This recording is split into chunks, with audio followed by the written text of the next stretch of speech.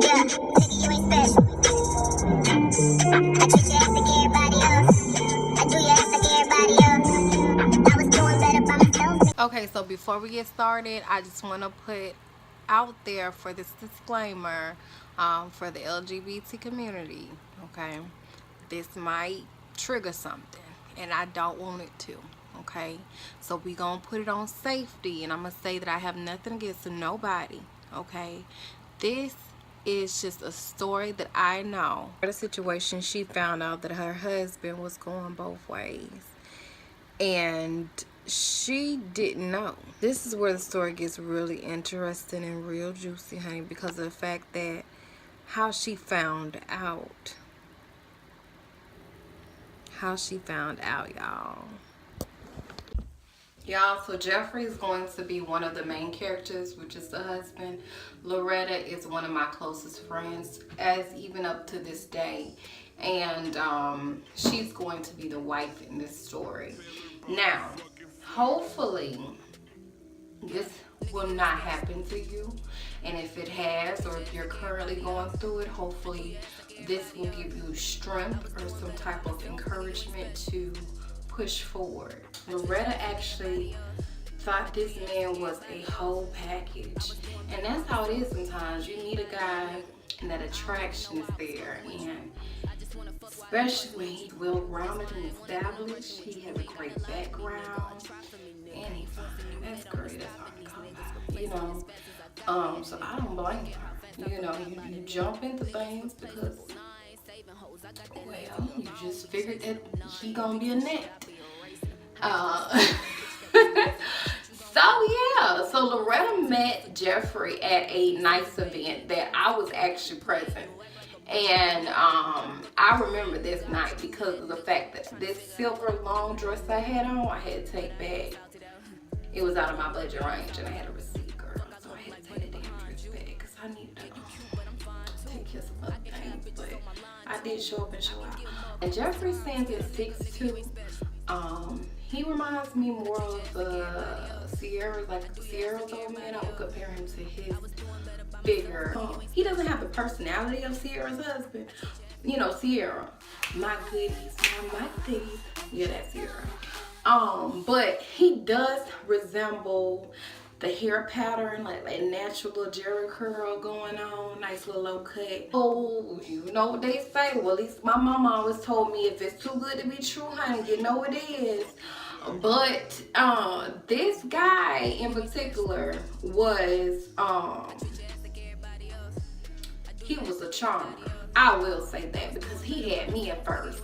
But you know, one thing about me, I'm like, actions speak louder than looks. So Loretta, let me give y'all a little bit background of Loretta. Curly hair, she's more on the natural side. She works for a corporate bank, and in this particular story, we won't give out real names. So one main fear, not even a fear, but it's a thought that does run through, I think, every couple that's living together is, what is that person, what is my significant other going to be doing when I'm gone? And when you're in a relationship, you gotta have trust. And why do you have to have trust? Because you have no evidence to prove it. I trust you until I have something on that ass. Let's talk about their sex life. From what she's told me, the things that made her question who he was behind closed doors. This is rated R, so if you ain't over the age of 18, you shouldn't be watching this. Your ass should be in bed, because this is why it's called the red light special. He would want her to do little things, you know, like using the toys that he would be in the store buying. And he would have it laid out in her drawer, in her panty drawer. On dildo, different little toys, items for him in the bedroom. She wasn't used to this type of shit, because men usually don't, mostly straight men don't usually do stuff like this. So it's like, bitch, it's like, you know, where is this coming from? But you know, being that she's a very open-minded person, and that's her husband, and she's there to please and satisfy. She went along with it, but the toys would be there for her when she got in, and when it was time for playtime, she opened that drawer and she pulled out a new little toy that he done bought for her, and he would strip down and butter up and butter up. Yes, I said it, with a little, oil, baby oil, little gel, and she would penetrate him. Like I said, what you do behind closed doors, in your privacy, in your bedroom, is between you and your significant other, and who the fuck cares, okay? Long as everybody getting satisfied, that's all that matters, right? So the thing about it is that he wouldn't want to be penetrating her. It was always where he wanted to be satisfied for her to penetrate him from behind, and she would strap up each and every time, and he would plunge. She would plunge him. She would plunge him nice and slow. He would like the slow strokes, and that's how it started. And then to grabbing it. So, and he would get off every time. Beginning of their relationship, first got married, he used to do stuff. He used to please her. He used to take his time. Y'all see why it reminds me of us here, old man. She was so, I guess scared to ask him, or not to ask him, but more so scared of the response of what he would say behind what they was doing, because she wanted to ask him so many times. She came to me and she would tell me stuff like this, and she was like, how should I break it down? And I used to tell her, shit, break it down. That's your husband. Ain't nobody, if anybody know him as you sleep with the man, how you can't talk to him? And she would be like, well, I don't know how to tell him. I don't know exactly, what I should say, and how I should go about doing it. I said, well, baby, the best time to do it is during sex. I said, when you're in the midst of it, that's the time to act. Or if you feel like he the type of person that that's quick to get mad, you gotta get him in a good mood, You see what I'm saying? You just can't just throw stuff like that on people if they're not a person that can deal with pressure right away. You get what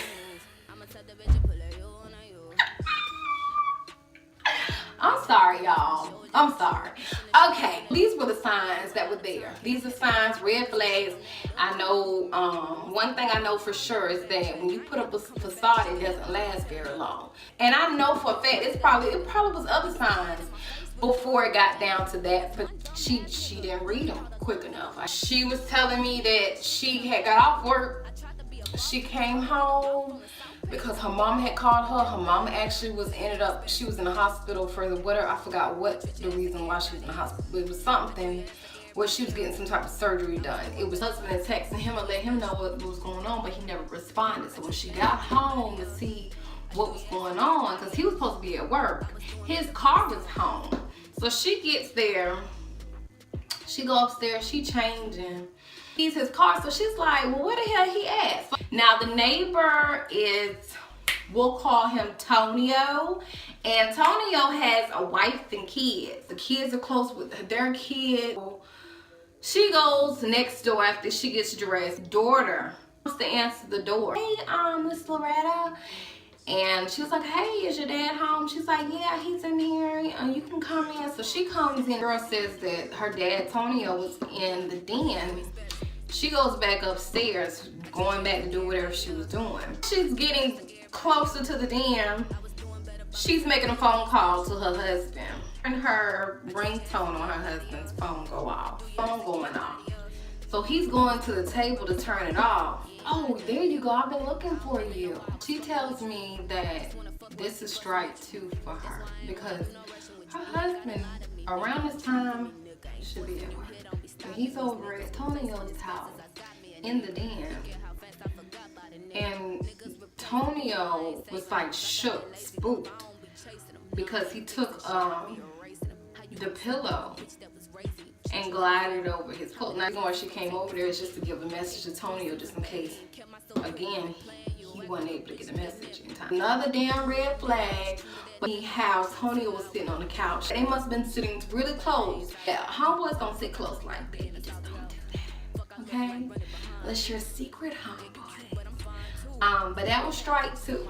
Red flag. She turned on TV and the DVD was on. You know, she was turning it back over to cable, but then somehow ended up coming back to it. So this is strike 3. She finally caught her husband messing around with Tonio. And yes, I say Tonio because Tonio is the mistress. She found a video, a footage of them two having a flick that they recorded some time ago. And she ended up playing it. She watched this footage and basically, just like how she was doing in bed, with the strap on, and she was bending her husband over, pleasing him in every desire that he asked and requested, was getting the same action from Tony. Now the thing about this is that Tonio has a family and a wife and kids next door. Wife that don't know nothing about it. Ain't no strap, this ain't no nothing but the real deal. Penetration, meat to meat, okay? When she turned that off, she left the DVD actually in there and she just turned off the TV and she left everything as it was.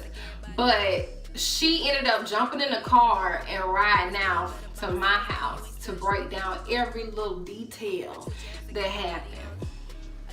When she came over and told me what happened, girl, do you not know? I was not even like, without a question, I already knew. Just because of the stories that was already, I wasn't surprised when girl was telling me this. I was like, oh really? He did what? Girl, you were lying. You sure this was him in the video? What he had on? He had nothing on. He was naked. He was naked. Well, what kind of, did he have a low cut? And I didn't see the footage. She did. She didn't bring it up. Like I said, she left it right in there. She came straight up to me. I'll tell you what type of friend I am, y'all. And she started just tearing up, crying, boo-hoo crying, girl. She was just like a hot mess. And I could feel her pain. And I was just like, let it out. It's okay. And she was just crying and crying and crying. Her phone was ringing off after that first hour of her being she cried herself to sleep on my couch, y'all. And I came and put a blanket on her, bought her some tea, and she was on the couch just crying. I said, everything you did was yesterday night. That was your time to do it. I said, so what is your next move at this point? I said, do you want to stay with him? I was asking certain questions for a reason. I love him. I said, I know you love him. I said, but he loves you when he loves somebody else. And she was like, yeah. And she was like, but we have a family together. I said, that's fine. I said, but what are you wanting to do? So she said she wanted to leave him, but she doesn't know how to do it. She doesn't know how to go about doing it. That's all I need to hear. When she told me she was ready to move on, I said, well, this is what you do. I said, do you want revenge or you want to take this as an L and keep it moving? And she was like, I don't know. I'm just so hurt.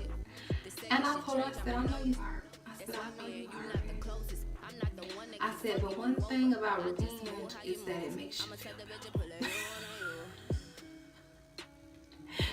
And it makes you feel better. It helps you get over it. It makes you conquer things that you didn't know you had inside you. And she was like, I don't know if I want revenge.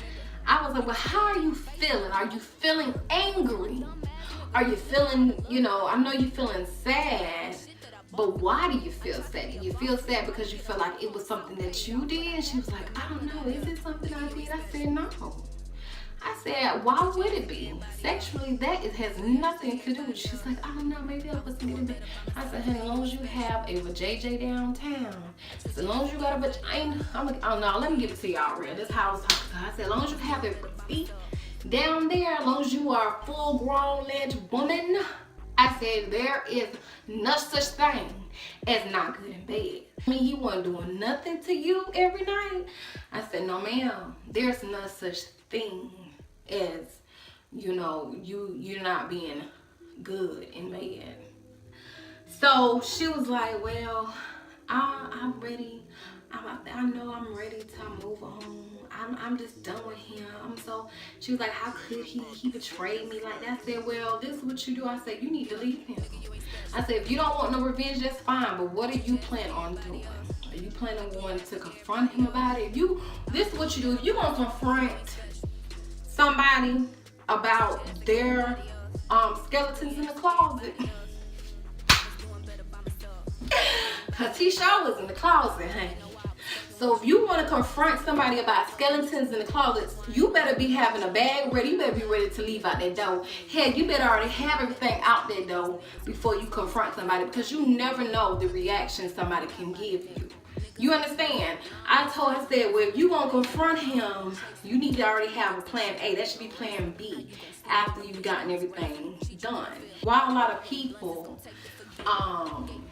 want to confront somebody about what they already know, ain't no need for that.